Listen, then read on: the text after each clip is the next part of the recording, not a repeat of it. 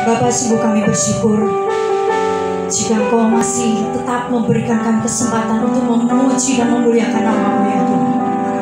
Engkaulah Allah yang meneduhkan hati kami, karena di saat hati kami Tuhan diteduhkan oleh Engkau, biarlah kami merasakan bisa terkoneksi dengan Engkau. Apa yang menjadi pujian penyembahan kami Tuhan, itu menjadi dupa yang harum di hadapan-Mu.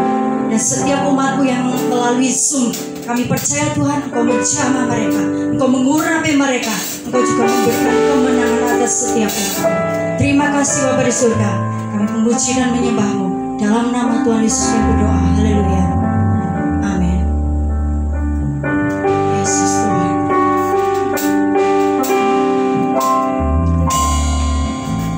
Masuk hadirat-Mu Tuhan, dengan korban pujian. Masuk hadirat-Mu Tuhan, berhiaskan kekudusan.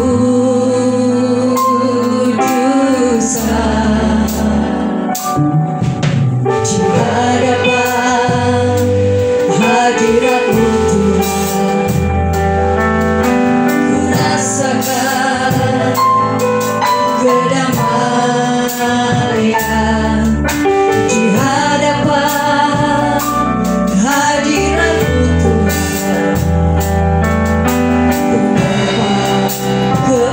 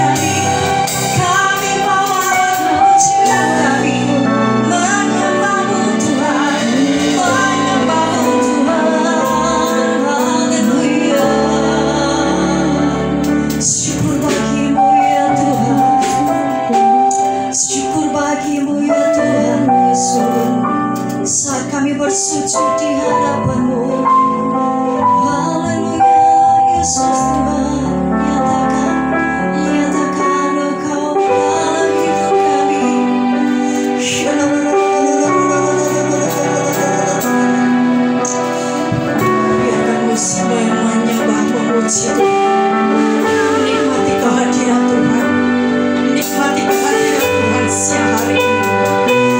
Yes, Kaulah sumber damai kami ya Bapa, Kaulah sumber damai kami ya Tuhan.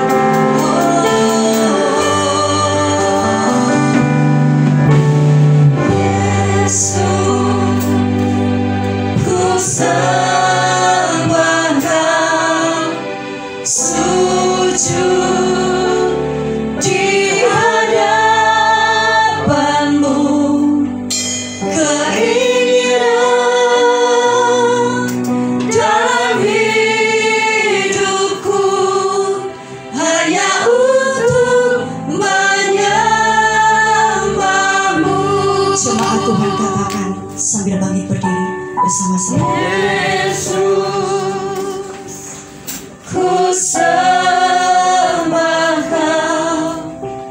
sujud di hadapan-Mu, keinginan dalam hidupku hanya untuk menyembah-Mu. Mari angkat tangan kita di hadapan Tuhan ya Yesus. Yesus, ku sembahkan sujud di hadapan-Mu, keinginan dalam hidupku hanya untuk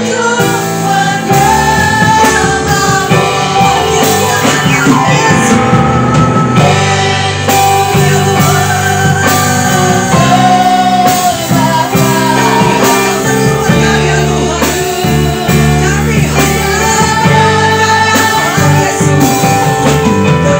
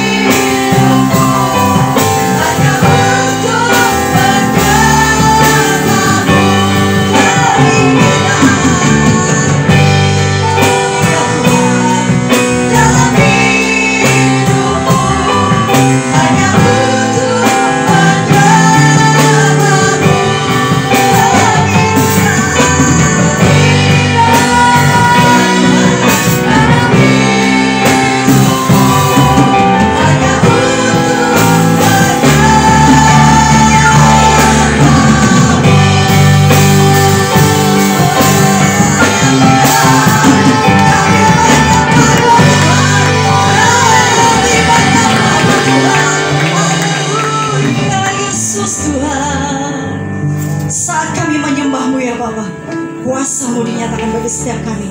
Kami percaya Tuhan, saat Engkau limpahkan, Engkau curahkan Tuhan, kami berkata Tuhan, bahwa jiwa kami, hidup kami memuji nama-Mu. Segala pujian, hormat, kemuliaan bagi-Mu. Dalam nama Tuhan Yesus kami berdoa dan mengucap syukur. Yang siap memuji Tuhan bersama-sama katakan amin. Berikan sorak-sorai hanya bagi Tuhan. Haleluya. Lebih lagi sorak-sorai hanya bagi Tuhan.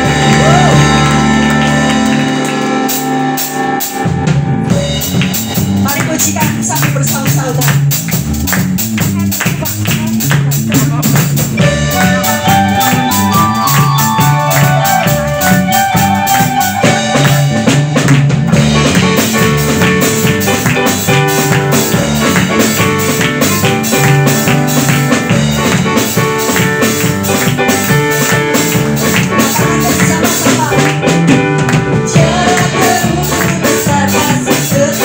Tuhan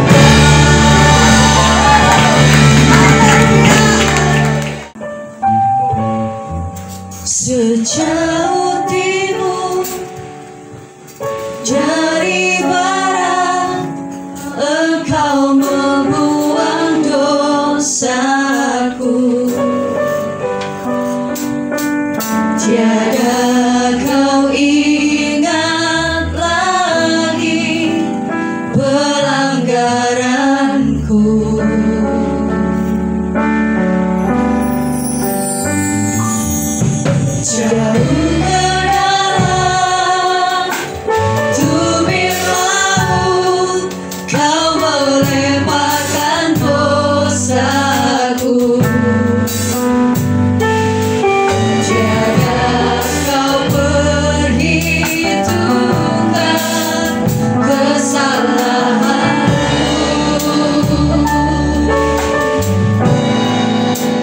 Betapa besar kasih pengampunanmu Tuhan. Tak kau pandang hina hati yang hancur.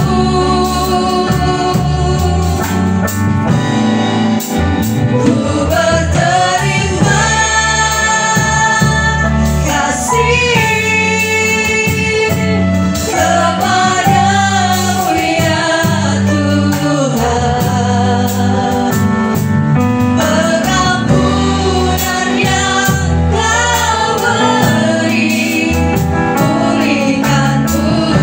Betapa besar kasih-Mu Tuhan. Betapa besar kasih pengampunanmu Tuhan. Tak kau pandang hina hati yang hancur.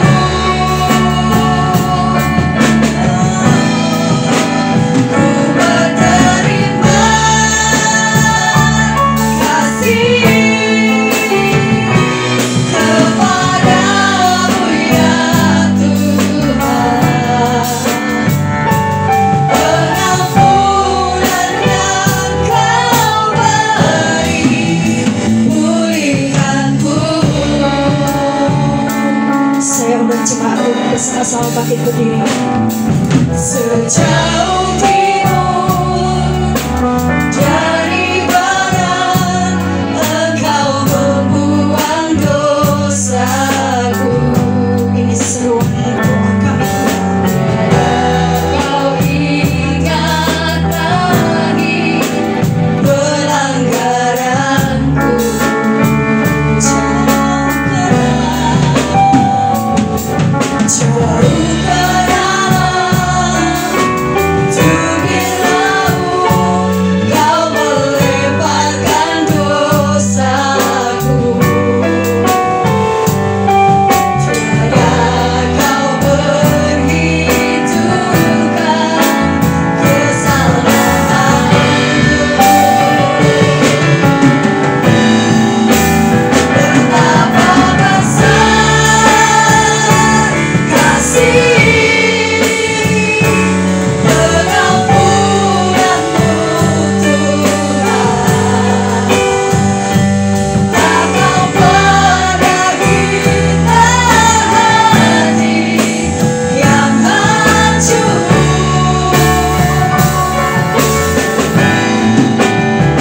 Berterima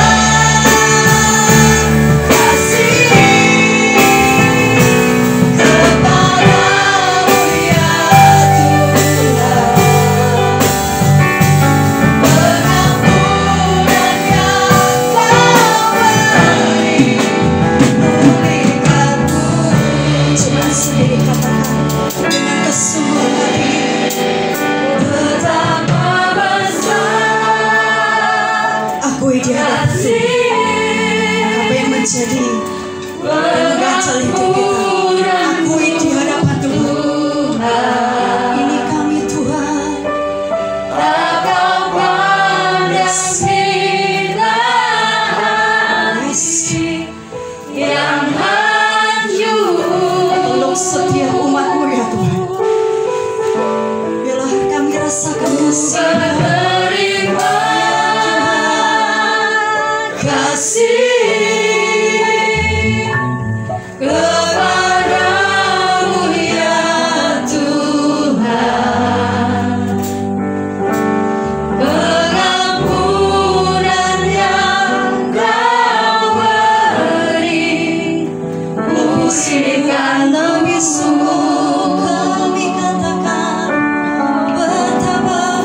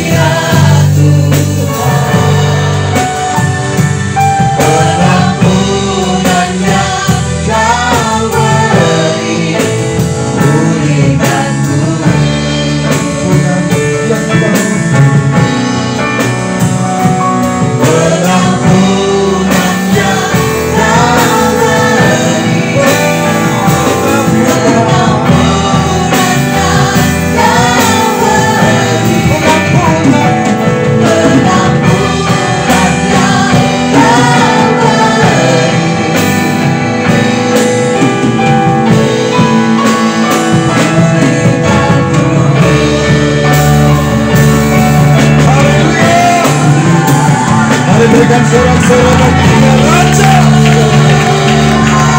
Akulah Tuhan, Engkau Raja di atas segala raja. Berbicaralah kepada kami siang hari ini ya Tuhan. Karuniakan kami hikmat, pengertian dan wahyu, supaya kami mengerti akan kebenaran firman-Mu, dan firman-Mu itu menjadi pelita bagi kaki kami dan terang bagi jalan kami, sehingga kami tidak terantuk batu, tapi kami berjalan naik dan tidak pernah turun. Terima kasih Bapa, terima kasih Tuhan. Dalam nama Tuhan Yesus Kristus, ada yang siap diberkati dan jadi berkat, sama-sama kita berkata amin. Amin. Silakan duduk saudara. Salam saudara. Orang-orang yang menerima, ya, orang-orang yang beribadah dan yang menerima 2 talenta. Ibadah itu tidak akan ada gunanya kalau nggak ketemu Tuhan Yesus. Karena faktanya 3 orang itu dari Yerusalem turun, saudara. Ketika dia menghadapi kehidupan yang nyata, ternyata tidak kelihatan bahwa dia seorang yang beribadah. Lewi lihat orang susah, lewat saja. Imam lihat orang susah, dipukuli setengah mati, lewat saja. Kemudian orang yang dipukuli ini, saudara, ini kalau dia bukan orang yang dipercaya 2 dinar sama Tuhan, tidak mungkin dirampok, saudara. Banyak orang dipercaya berkat lebih dari orang lain dan tidak bisa menggunakan dengan baik, maka akhirnya apa? Hancur, saudara. Dirampok, dihadang penyamut, dan dia dipukuli setengah mati, saudara. Makanya gunakan, saudara harus ngerti, kalau saudara ini orang yang dipercaya 2 dinar, saudara harus tahu apa yang harus saudara lakukan. Jangan kikir, tapi ulurkan tangan buat orang lain.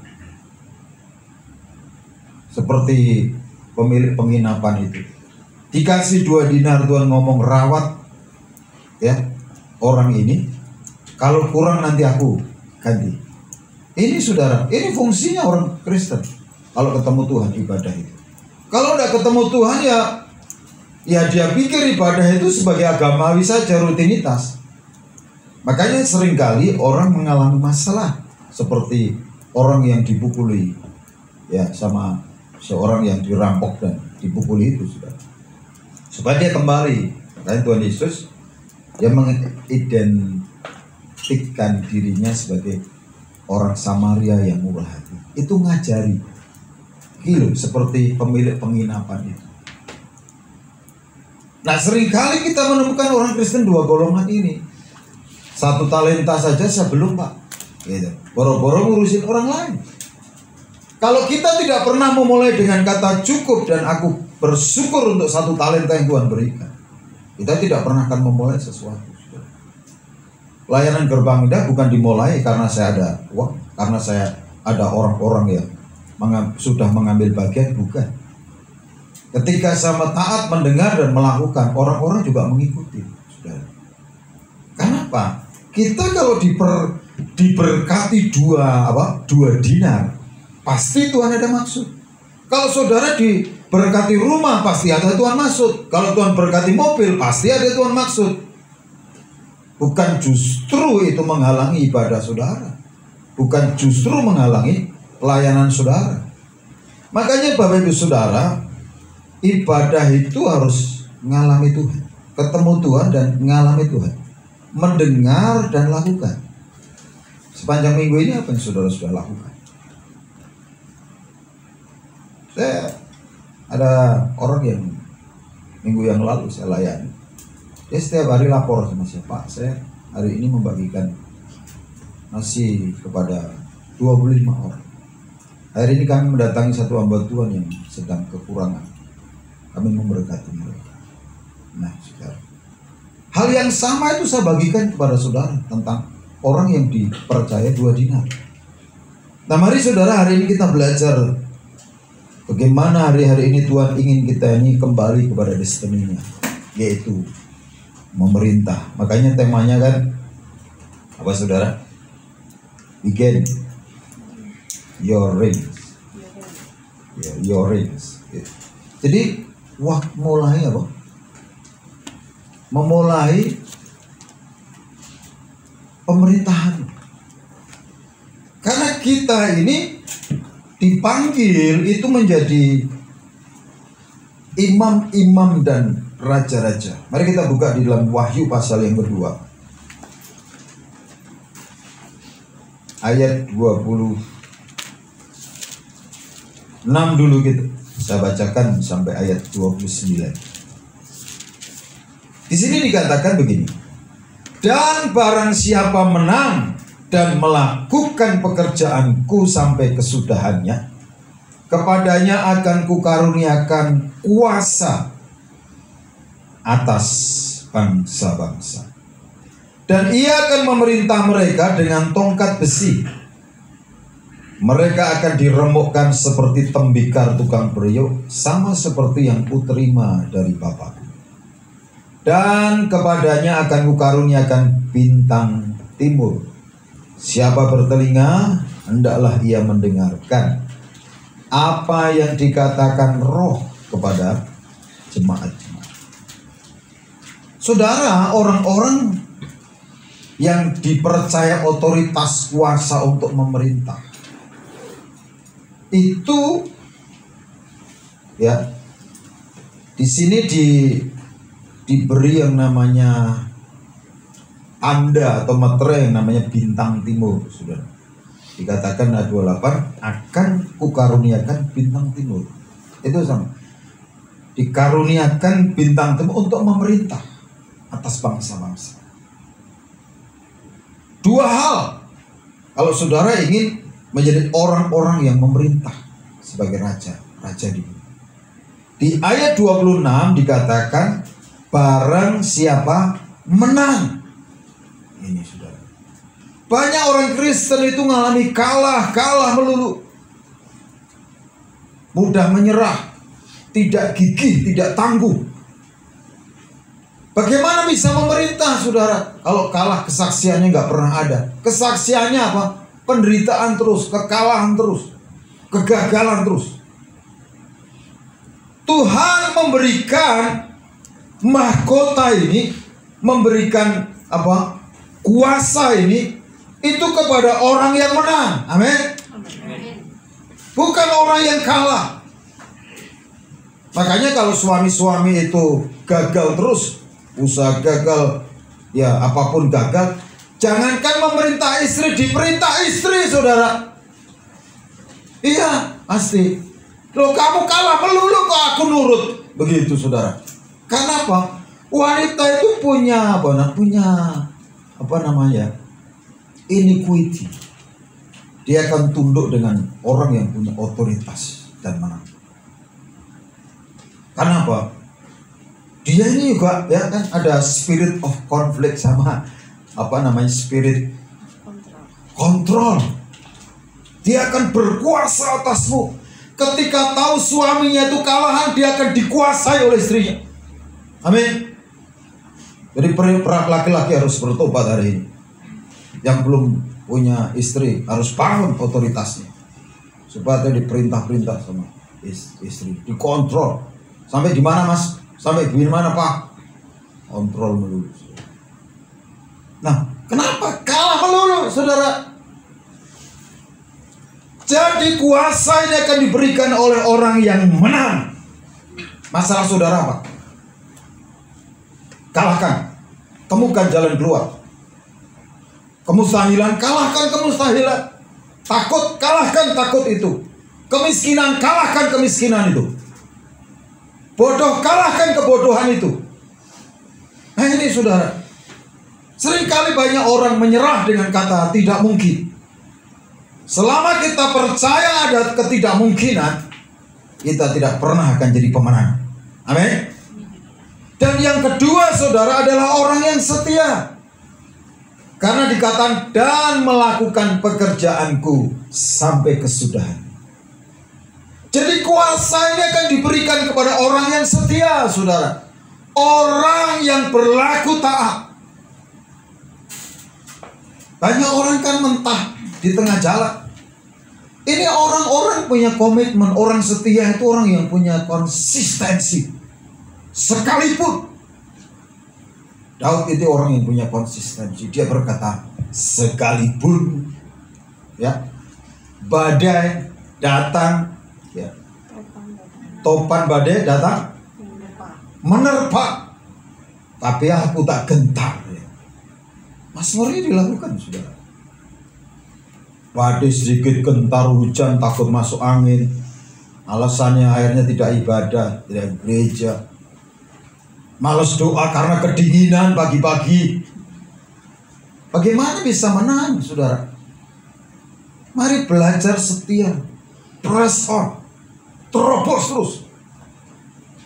Karena di dalam Kristus kalah itu tidak ada. Dia berkata, kita ini lebih dari orang-orang yang menang. Katakan amin. Amin. Ini saudara, mari kita setia. Lakukan apapun. Mau dipuji orang, mau dicela orang, tidak ada masalah. Makanya Bapak Ibu Saudara, diperjuangkan dua hal ini. Menang dan setia. Amin. Katakan menang dan setia. Kemudian saudara, di sini dikatakan begini. Dia akan apa? Memerintah. Ini. Jadi mulai pemerintahan saudara. Kalau saudara kalah melulu, saudara, setan pun saudara tengking, dia cuma mendelik, saudara. Nah, banyak orang Kristen tidak bisa memerintah setan. Karena apa? Tidak memahami wilayah otoritasnya. Harimau itu tahu bagaimana dia menandai wilayah otoritas. Dengan apa? Dikencingi keliling, saudara. Makanya ketika istrinya melahirkan anak dua, dia ditinggal cari makan, ada ular besar makan dua anaknya. Dia pulang kaget, loh anakku kemana? Dia ikuti jejak darah, dan ular besar yang makan anaknya itu dia terkam dan mati, saudara. Karena dia sudah melanggar batas wilayahnya. Ayam saja tahu menggunakan apa? Teritorialnya. Dia berkokok, sudah. Kita lihat di belakang itu.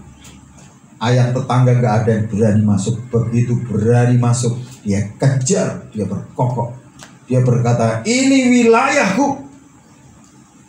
Saudara, rumah saudara kemasukan setan, saudara tidak bisa mengusir. Karena saudara tidak tahu bagaimana menggunakan otoritas saudara. Masih ngundang orang lain. Tolong 6 berdoa untuk mendoakan rumahku. Itu tandanya saudara belum sadar. Saudara itu punya otoritas. Ini saudara. Halo. Sadar, amin. Jemaat di Tiatira ini saudara, kenapa ya? Dia gagal memperoleh otoritas ini. Gagal memerintah bangsa-bangsa.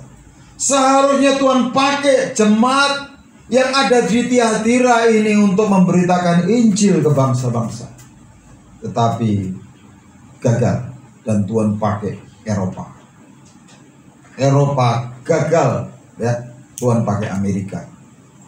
Amerika bisa memberitakan Injil ke Indonesia. Eropa bisa memberitakan, tapi belum semua bangsa. Korea Selatan ada apa namanya? Singapura yang kecil. Ini saudara, mari kita lihat di ayat sebelumnya ini. Ayat 18 ya. Dan tuliskanlah kepada malaikat jemaat di Tiatira, inilah firman anak Allah yang matanya bagikan nyala api dan kakinya bagikan tembaga. Jadi jemaat Tiatira ini diawali dari seorang yang dipercaya 2 dinar, yang bernama Lydia, penjual kain uni. Dia bukan orang yang hanya dipercaya cukup untuk makan 1 hari. 1 dinar, tapi dia dipercaya 2 dinar, lebih dari cukup. Mulai dialah dia kenal Rasul Paulus, kemudian dia mulai mendirikan gereja lewat kontak person ini di Tiatira. Dan berapa banyak saudara tidak bisa menjadi kontak person, rumahnya buka buat FA.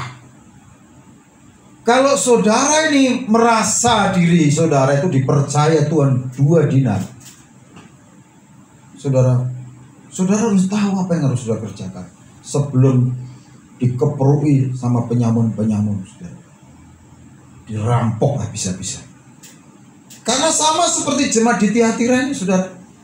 Kita lihat, ya, mereka memulai dengan apa? Dengan luar biasa. Jemaat ini sangat produktif, saudara. Karena firman Tuhan berkata, aku tahu segala pekerjaanmu, baik kasihmu maupun imanmu, baik pelayananmu maupun ketekunanmu. Aku tahu bahwa pekerjaanmu yang terakhir, perhatikan, lebih banyak daripada yang pertama. Ini orang yang produktif. Naik 4 kriteria yang Tuhan tunjukkan. Yang pertama, kasih. Kekristenan itu buahnya kelihatan dari mana? Kasih dan kudus. Kasih tanpa kebenaran itu bukan salib, saudara. Salib itu kasih yang disertai dengan kebenaran dan akan membawa kita kepada kekudusan. Yang kedua, iman. Tuhan lihat iman mereka ketika menghadapi persoalan bisa menyelesaikan. Bukan teriak-teriak, bukan mengeluh, bukan mengharapkan manusia, tapi dia bisa menyelesaikannya. Justru lewat masalah itu imannya dibangun. Melalui penderitaan itu imannya dibangun. Bukan menyerah kalah. Dari mana lagi? Pelayanan. Jemaat di Tiatira itu pelayanannya itu dipuji Tuhan. Karena ngerti dipanggil dari kegelapan kepada terang yang ajaib itu untuk melayani. Bukan hanya untuk bergogok di gereja saja seminggu sekali, saudara, tapi untuk melayani. Dia tahu, saudara. Dan juga Tuhan saudara, melihat ketekunan mereka. Dari orang yang tidak ada apa-apanya, tidak diperhitungkan dunia, jemaat Tiatira ini, saudara, dia menjadi jemaat yang produktif, jemaat yang dipercaya 2 dinar. Karena apa? Tiatira itu dilewati yang namanya jalur sutra, saudara. Jemaatnya makmur. Dia ngerti bisa melihat kesempatan dan peluang-peluang. Makanya saudara cari Tuhan, kan melihat kesempatan, peluang. Ada banyak hari-hari ini orang yang matanya buta, tidak bisa melihat kesempatan. Dia menganggap bahwa COVID ini adalah halangan buat dia. Tapi ada orang yang menganggap melewati COVID ini dia bisa. Ini adalah ombak yang besar. Aku harus berselancar, ini mengasihkan. Gitu. Buat saya ini mengasihkan, saudara. Ya. Saya harus tetap berselancar. Saya harus tetap bermisi. Tidak bisa lewat kaki saya, lewat jari saya. Saya bisa ngajar lewat jarak jauh. Ada orang sana, saudara. Saya tidak mau dihantui oleh COVID. Bisa lebih produktif. Jemaat di Tiatira ini produktif karena firman Tuhan berkata bahwa pekerjaanmu yang terakhir lebih banyak daripada yang pertama. Ini kan orang yang naik, saudara, bukan orang yang turun dari Yerusalem ke Yeriko. Ini orang yang sedang naik. Tetapi satu hal yang membuat mereka hancur hidup, yaitu kompromi. Kompromi. Banyak orang nggak apa-apa, ya silakan. Saya senang melihat orang itu berdalih, nggak apa-apa, silahkan. Tapi nanti ya, lihat bahwa domba itu tidak pernah bisa lari sejauh sak maunya sendiri. Dia akan ketemu yang namanya harimau dan akan diterkam. Karena domba itu tidak bisa jauh dari gembala. Nah, mari kita perhatikan apa yang dicela. Di ayat 20. Tetapi aku mencela engkau karena engkau membiarkan wanita Isabel yang menyebut dirinya nabiah mengajar dan menyesatkan hamba-hambaku supaya berbuat zina dan makan persembahan-persembahan berhala. Ini bukan berarti wanita tidak boleh ngajar, wanita tidak boleh jadi gembala FA, wanita tidak boleh melayani. Bukan itu persoalan. Persoalannya ini apa yang diajarkan itu menyesatkan mereka. Saudara ingat 2 minggu yang lalu ketika saya sampaikan kisahnya Elimelek. Ya. Masa si Elimelek gara-gara berita hoax dari temannya dia lari ke Moab, saudara, karena takut lapar, hanya diuji dengan kekurangan, dengan dengan kelaparan. Dia meninggalkan Tuhan yang sudah memelihara dia sekian waktu, dan dia ini bukan orang yang dipercaya Tuhan hanya 1 dinar cukup untuk dirinya, enggak. Karena terbukti ketika Naomi pulang, saudara, itu ada warisan dari keluarga Elimelek tanah, saudara. Itu bukan orang yang hanya dipercaya 1 dinar atau kurang 1 dinar. Tapi ini orang yang dipercaya 2 dinar. Yang seharusnya tahu ketika dalam kelaparan seharusnya dia itu memberi makan saudara-saudaranya yang kelaparan. Bukan malah meninggalkan saudara-saudaranya lari ke Moab. Tuhan gak terima, mati saudara. Bukan hanya Elimelek, 2 anaknya laki-laki. Kasih tahu. Karena Tuhan itu Tuhan yang cemburu, saudara. Ini orang ini gak kurang ajar betul. Dicintai, dikasihi malah lari. Nah ini saudara. Lah, saudara nanti di rumah coba aja. Saudara punya pohon, ya dipotong aja ranting itu. Begitu rantingnya dipotong, ditaruh. Hari pertama mungkin daunnya belum layu. Hari kedua mulai, hari ketiga nanti lama-lama kering. Itu seperti orang ketika meninggalkan Tuhan. Kelihatannya pertama-tama nggak apa-apa. Saya bilang tak tunggu waktunya. Nggak akan lewat 7 tahun. Akan kering. Karena apa? Itu kebenaran, saudara. Makanya kalau kita memahami kebenaran secara utuh, kita akan jadi orang yang takut akan Tuhan. Tidak sembarangan saudara kompromi sesuatu. Ini karena apa? Nabi itu mengajarkan kompromi. Dengan apa? Penyembahan berhala. Berzina itu artinya menduakan Tuhan. Ya Kristen tapi kan gak apa-apa sembahyangan begini. Kristen kan gak apa-apa dengan begini. Ini namanya sinkritisme, saudara. Ya kita nggak apa-apa, nggak ibadah. Loh, saudara, ini namanya kompromi. Orang-orang yang kompromi, saudara. Hati-hati, kasih tahu. Ini hari-hari terakhir di mana firman Tuhan akan digenapi segera dan sempurna. Karena apa, saudara? Apa yang ditabur orang itu yang akan dituai. Tidak ada yang namanya akibat itu tanpa sebab. Tidak ada namanya asap itu tanpa api, saudara. Jadi mari kita wise. Kalau kurang hikmat minta itu. Dan dikatakan Tuhan itu kan sepanjang sabar dan murah hati. Di ayat 21 ini Tuhan itu tidak semena-mena loh, saudara. Dikatakan, dan aku telah memberikan dia waktu untuk bertobat, tetapi ia tidak mau bertobat dari zinanya. Nah, Tuhan itu kasih waktu, kasih kesempatan. Tapi kesabaran Tuhan itu ada batasnya. Sampai Tuhan datang. Kapan Tuhan datang nggak ngerti. Bisa jadi hari ini saudara berbuat, Tuhan besok datang ke saudara. Begitu bukan nanti kedatangan Yesus kedua kali. Ketika orang bertobat, saudara, kayak perempuan sakit pendarahan 12 tahun, dia 12 tahun mengeraskan hati. Ya, tahun ke-12 akhir dia bertobat. Tuhan datangi dia. Sembuh.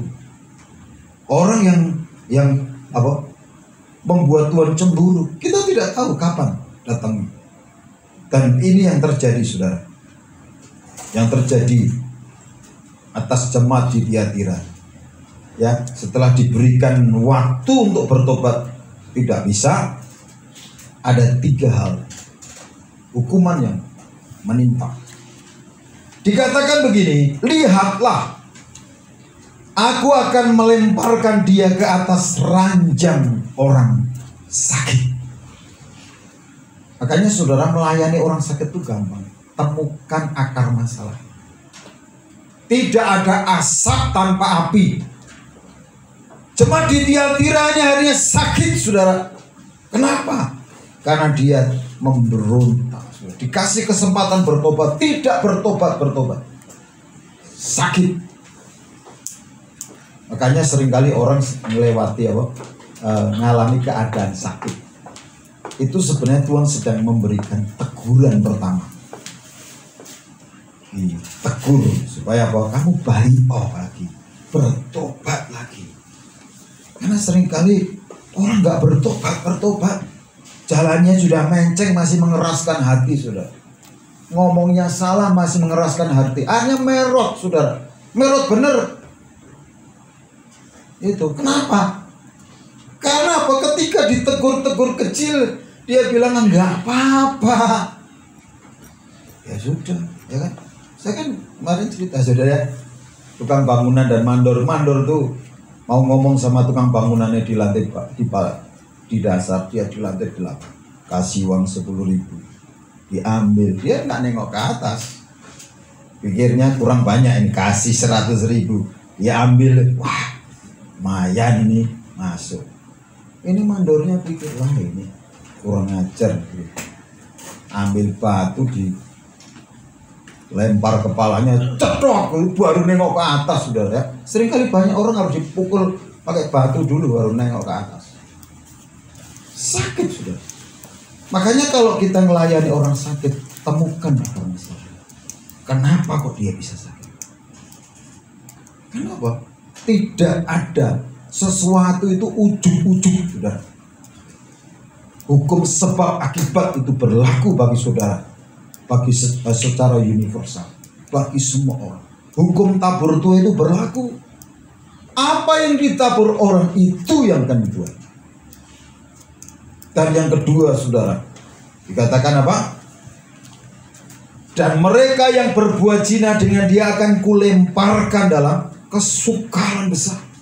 Hidupnya terlunta-lunta, kesulitan, mau makan aja susah. Ya, ibaratnya jatuh ketimpa tangga. Tangganya nyenggol anjing, anjingnya gigit lagi. Setelah digigit ternyata diketahui anjingnya rabies. Itu namanya orang yang sudah mengalami kesukaran. Tapi kadang orang nggak bertobat. Ya pernah ya di satu rumah sakit. Saya ini orang ini sudah di ICU. Saya ngomong, Om akan sembuh kalau terima Tuhan Yesus. Dia tolak, saya bilang. Saya kalau udah ditolak tak kebaskan debu. Tuhan ngomong kebaskan debu, tak kebas. Besok tak cek meninggal. Saya nggak salah. Sudah diberi waktu untuk bertobat dengan sakitnya itu, sudah. Tapi tetap aja tidak mau. Dia akan menerima hukuman yang kekal. Kemudian ini yang paling berat, saudara, yang ketiga. Dan jika mereka tidak bertobat dari perbuatan-perbuatan perempuan itu, ya, dan anak-anaknya akan kumatikan. Saudara pernah nggak terjadi, saudara? Saudara ingat peristiwa bagaimana Firaun itu menghalang-halangi orang Israel mau beribadah. Tulah pertama dia tidak bertobat, tulah kedua tidak bertobat, ketiga tidak bertobat, sampai ke-6 tidak bertobat. Kata sudah masuk rumah semua, ya. Air sudah menjadi darah pun nggak bertobat. Akhirnya terakhir kali anak laki-laki sulungnya dimatikan. Nangis dia. Tangisan orang-orang Mesir di segenap penjuru. Karena semua anak laki-laki sulungnya mati. Dan ini dialami oleh jemaat di Tiatira, saudara. Ngerti firman akan membuat saudara hidup dalam takut akan. Gak nyepelekan. Dan akhirnya masih mengeraskan juga, saudara. Memang Tuhan mengeraskan hati Firaun dan orang Mesir. Masih dikejar orang Israel karena mau. Ya, begitu dia ngomong, ya boleh silahkan. Nah, pergi. Ternyata apa, saudara? Wah, dia berbalik omongan lagi. Akhirnya dikejar, saudara. Tetapi saudara, Tuhan itu kalau menghabisi orang-orang yang keras kepala dan keras kepala batu itu, akhirnya orang Israel nyebrang dulu. Begitu orang terakhir naik ke daratan, tentara Mesir ditutup dengan air laut. Tidak ada satupun yang hidup, baik binatang maupun manusia.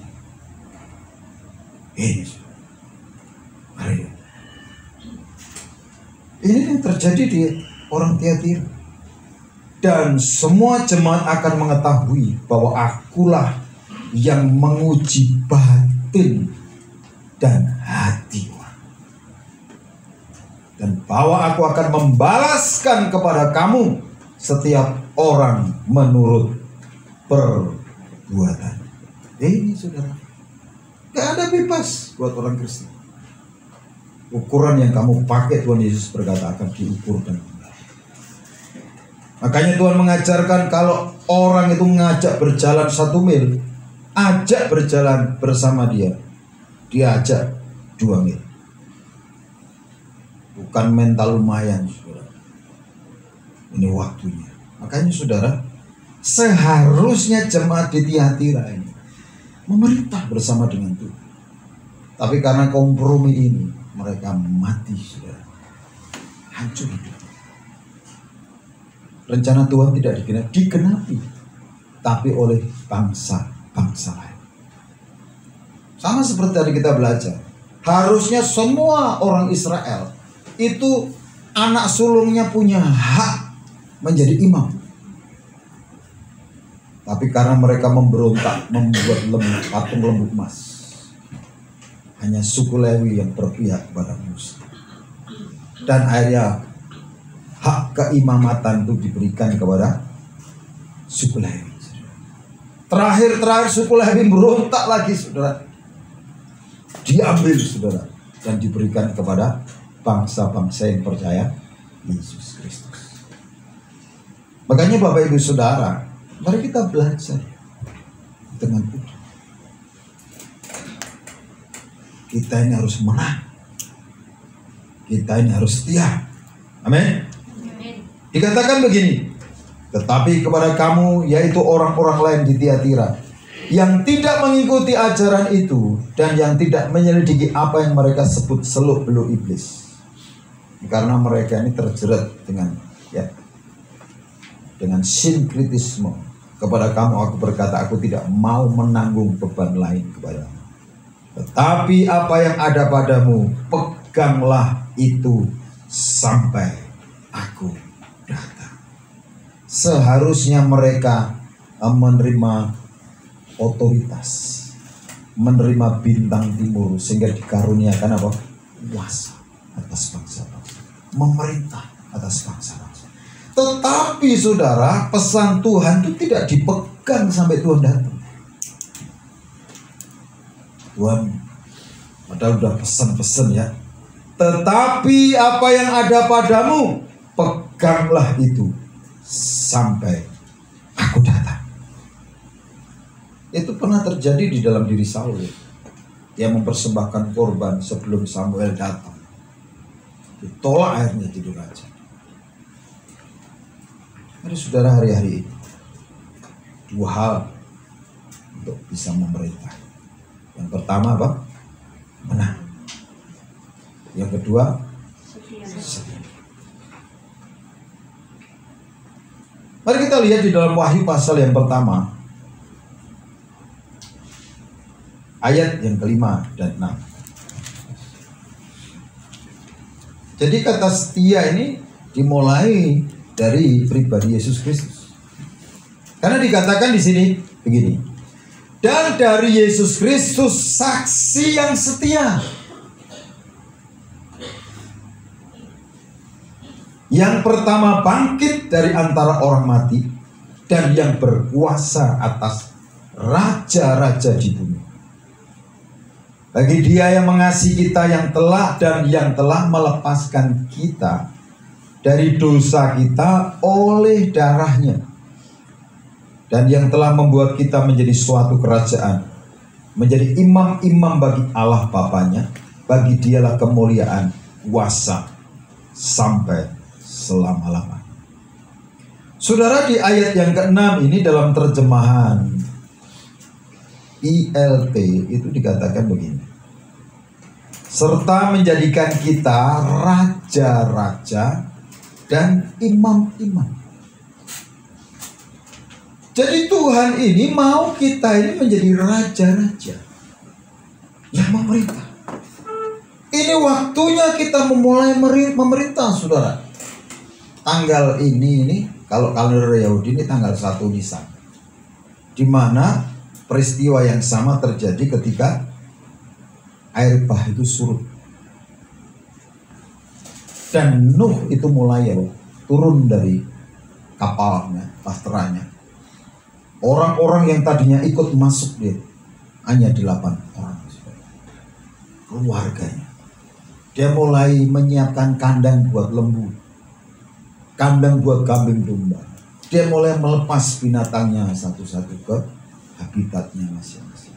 Dia memulai suatu pertanian lagi untuk makanan, saudara. Memulai. Ini hari-hari ini, saudara, mari kita memulai sesuatu yang baru. Mulailah pemerintahan. Pemerintahan Kristus itu kuasa.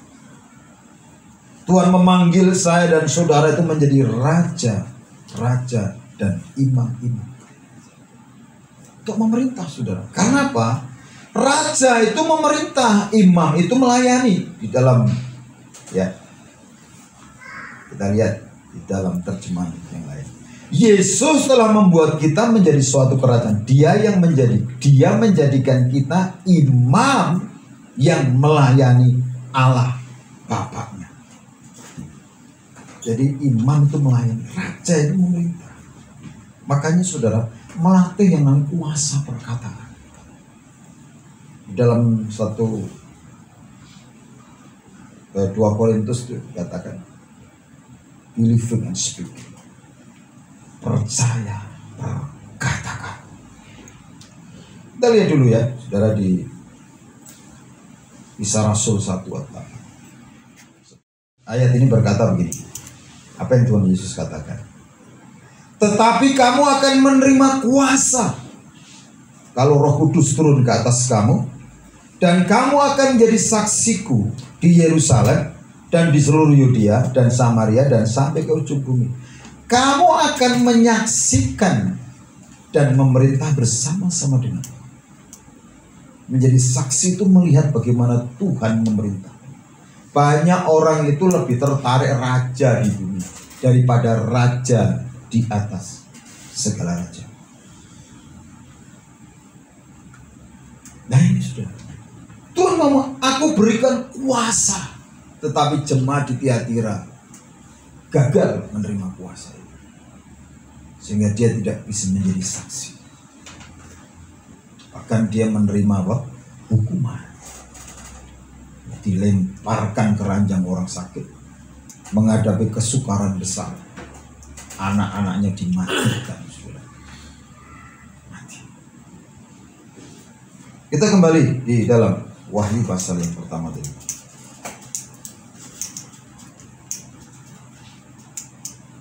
Saudara, saya tidak memaksa saudara. Aku ini belum bisa merintah. gini saudara, orang-orang yang mengerti tanggung jawabnya itu adalah orang-orang yang sudah dilepaskan dari dosa oleh darah Kristus.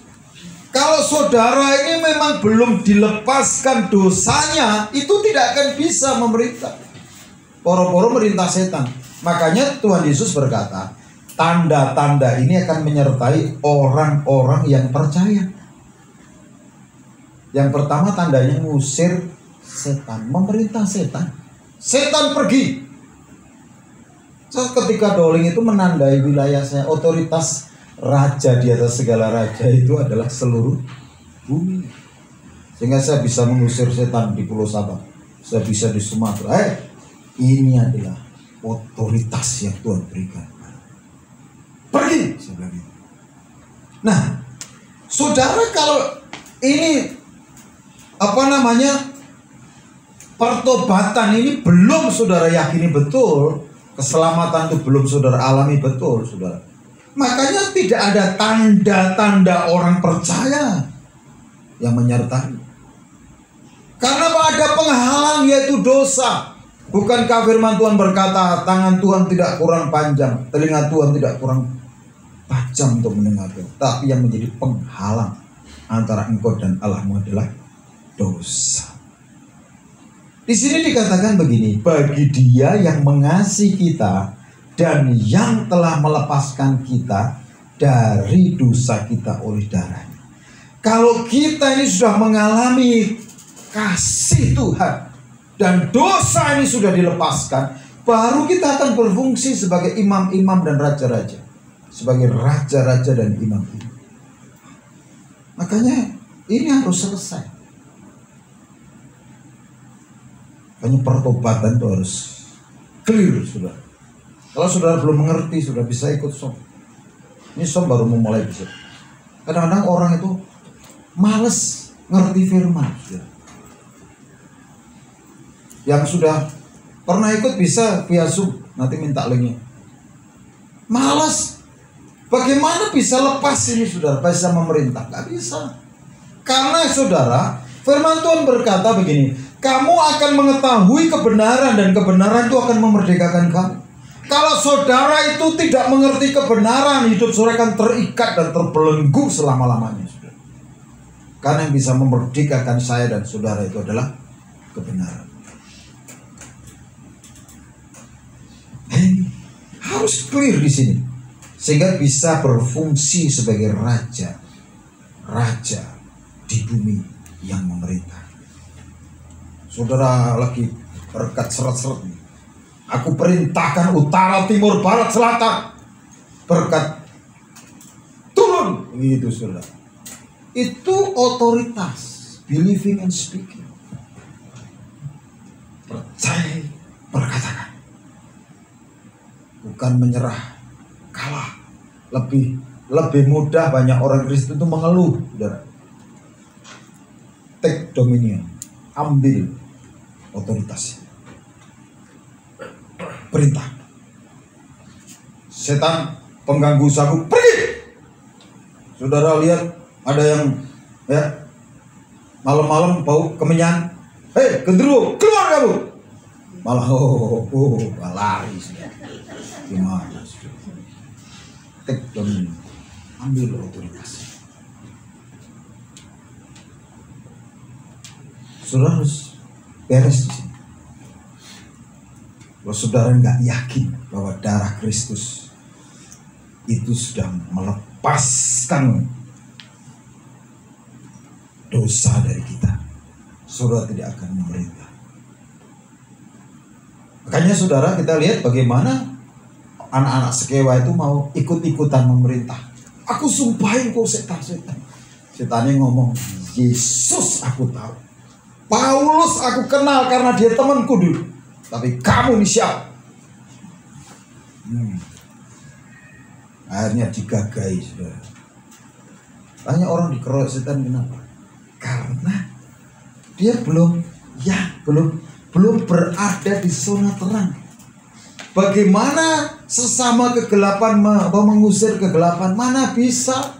Tuhan Yesus berkata, bagaimana mungkin Beelzebul mengusir setan?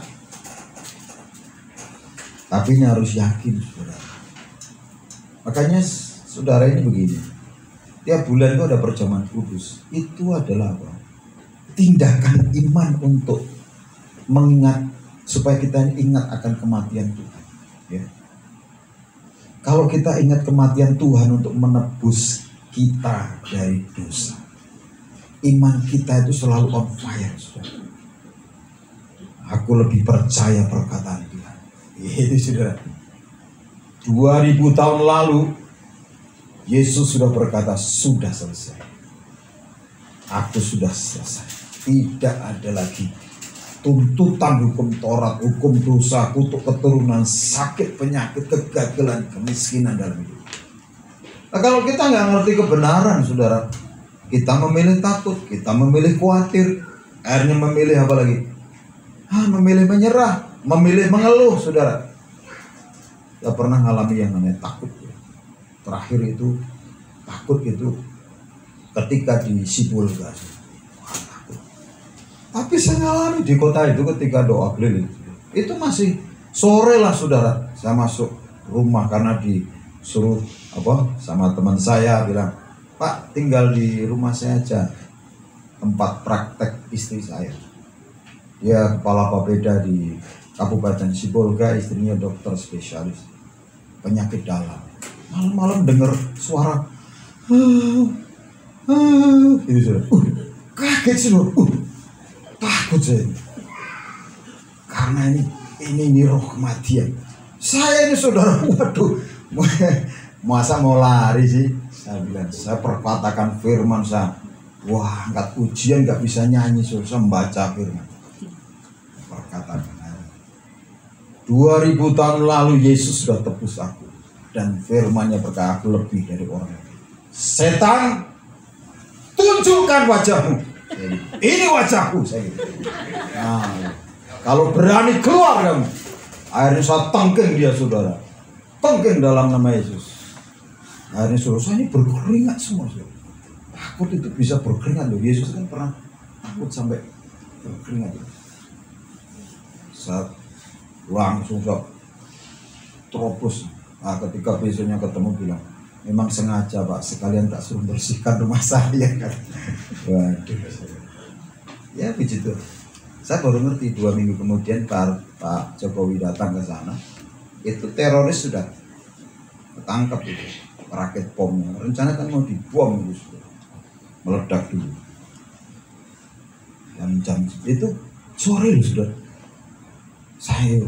Akhirnya saya jam 10, jam setengah 11 saya keluar cari kopi juga. Setelah berkeringat, setelah bertempur saya cari kopi. Nah, ternyata ada kopi di sana, enak sekali. Sumatera. Karena pengerti, kalau kita ini sudah ditebus dengan darah, wah kita ini on fire, kita ini yakin.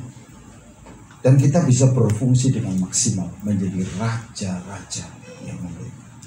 Karena raja itu bukan kedengkuan, bukan berpeluh. Raja itu menggunakan perkataannya. Masa ada raja kok berjerih payah? Gak ada. Raja itu tugasnya berperang, saudara, memerintah. Dia melakukan penaklukan. Itu raja. Dan imam itu melayani. Saudara melayani, berbagai melayani.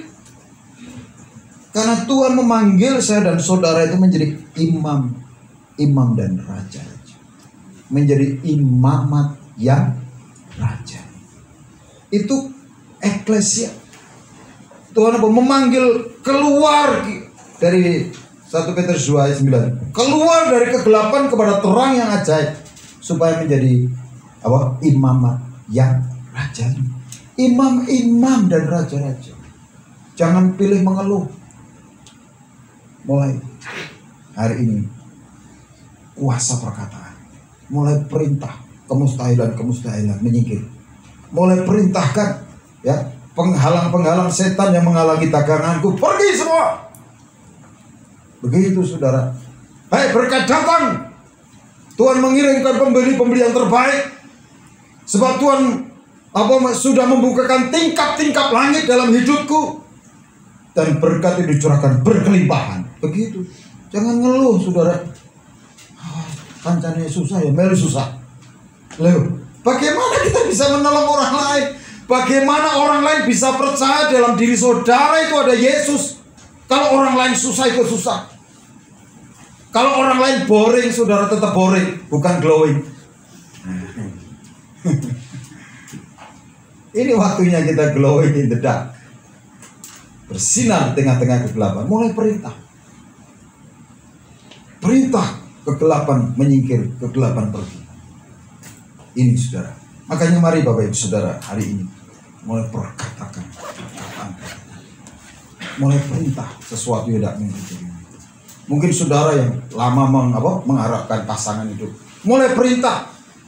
Tuhan, di seluruh dunia kan ada banyak laki-laki. Ini anakmu ada di sini. Begitu saudara. Nah, ada yang laki-laki belum menikah.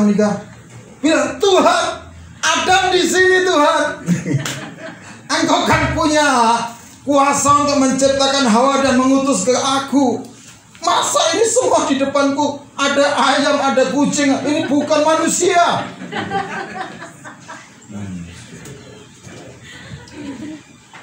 Pilih dengan sebagai mulai memerintah. Amin. Awali pemerintahan saudara atas seluruh area hidup saudara. Saudaralah yang berkuasa. Jangan saudara diatur oleh waktu. Saudara yang atur waktu. Jangan saudara diatur oleh uang. Saudara yang memerintahkan uang. Amin. Ini dunia ini, saudara adalah raja-raja. Mulai memerintah. Mulai memerintah. Amin. Mari kita bangkit berdiri, saudara, kita berdoa. Terima kasih Tuhan. Kami percaya firman-Mu. Roh Kudus turun atas kami, memberi kuasa, dunamos, memberikan kepada kami mighty power, dan kuasa yang keluar dari setiap perkataan-perkataan kami itu. Terima kasih Tuhan, terima kasih. Mari mulai buka hati saudara. Saudara selama ini salah, minta ampun datang kepada Tuhan. Kalau mungkin saudara salah paham, gagal paham selama ini, mulai datang kepada Tuhan. Tuhan, buat aku wise, berikan aku hikmat Tuhan. Aku kekurangan hikmat. Ketika Petrus tahu bahwa kuasa itu ada pada diri, ketika dia sembahyang ke bait Allah, ada seorang yang lumpuh dan dia meminta-minta di depan pintu gerbang. Dia berkata, emas dan perak tidak ada padaku, tetapi apa yang aku punya itu berikan kepadamu. Dia mempergunakan kuasa itu demi nama Yesus orang Nazaret itu. Bangkit dan berjalanlah. Dan terjadi seperti yang Petrus katakan. Ini waktunya kita bangkit dan mulai memerintah dengan kuasa. Haleluya. Haleluya. Terima kasih Tuhan. Terima kasih Tuhan. Ini putra-putramu Tuhan. Engkau mati buat kami. Engkau menebus dosa kami oleh darah yang Kau curahkan, supaya kami memerintah di bumi, menjadi raja-raja dan imam-imam yang melayani. Buat kami kembali kepada destiny-Mu, kepada tujuan ilahi dalam hidup kami. Bawaku dekat dan sama-sama.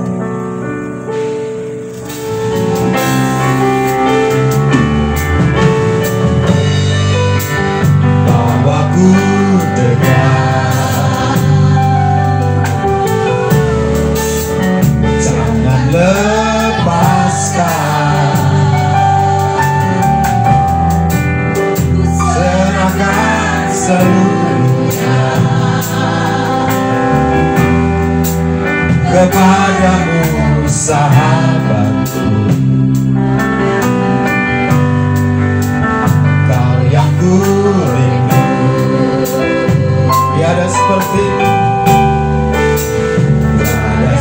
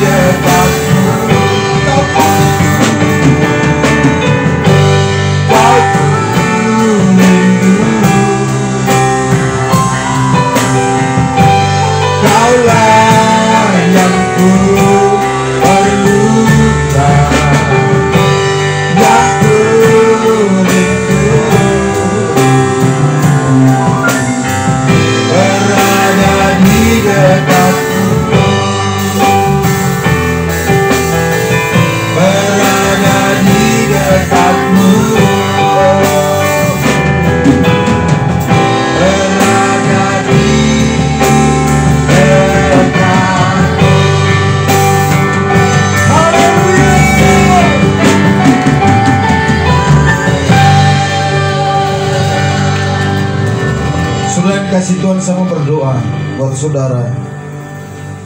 Karena kedaulatan Tuhan itu di sisi yang lain.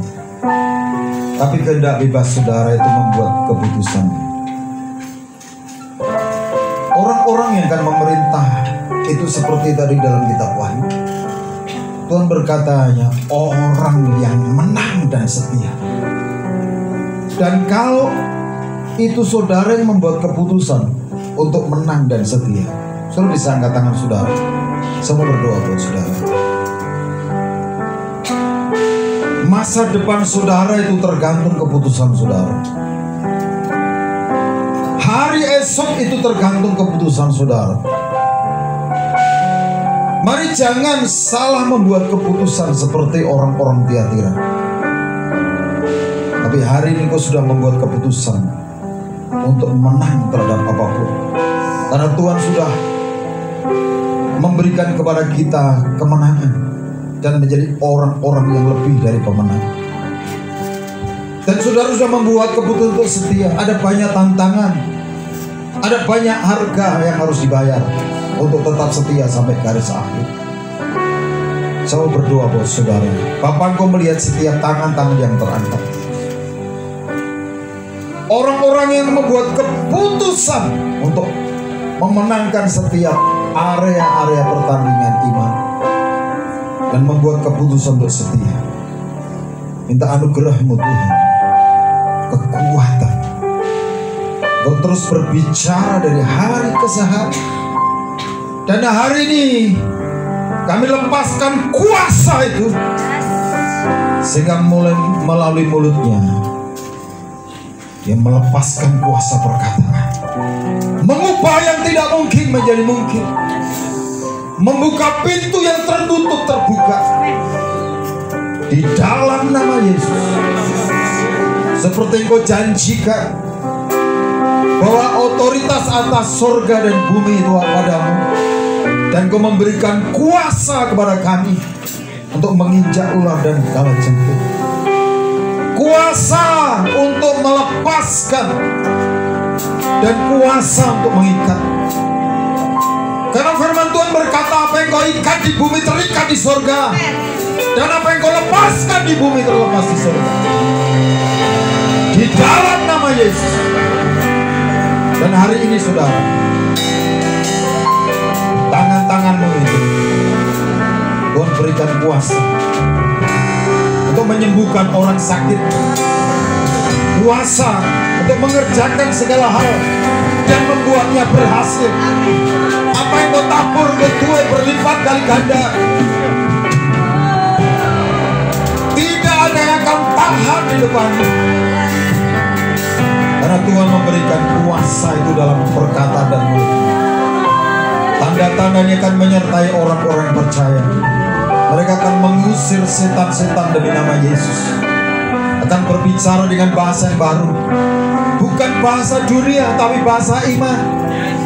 Bahasa orang percaya. Dan Tuhan mengaruniakan kepadamu kehidupan. Terima kasih Tuhan buat hari ini. Kami anak-anak Allah, Raja di atas segala raja. Dan kami siap memerintah bersama-sama menjadi raja-raja dan imam-imam yang melayani di bumi. Terima kasih buat siang ini Tuhan. Kami terus berdiri bagi keluarga kami sampai semua dan seisi rumah kami diselamatkan. Kami berdiri buat kota kami sampai setiap lutut bertelut, semua lidah mengakui Yesus Kristus adalah Tuhan.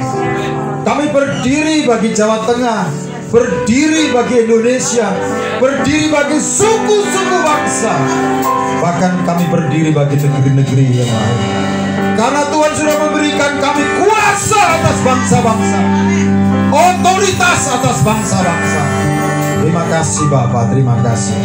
Dan sebelum kami pulang, kami mau menaburkan benih kami. Tuhan berkati tangan-tangan kami, dan berkati kami lebih dulu sebelum kami pulang ya Tuhan. Mari Bapak Ibu Saudara angkat kedua belah tanganmu tinggi-tinggi dan arahkan hatimu kepada Tuhan. Dialah Tuhan, Dia Raja segala raja. Terimalah berkat anugerah damai sejahtera dan sukacita yang berlimpah-limpah dari Bapa di surga.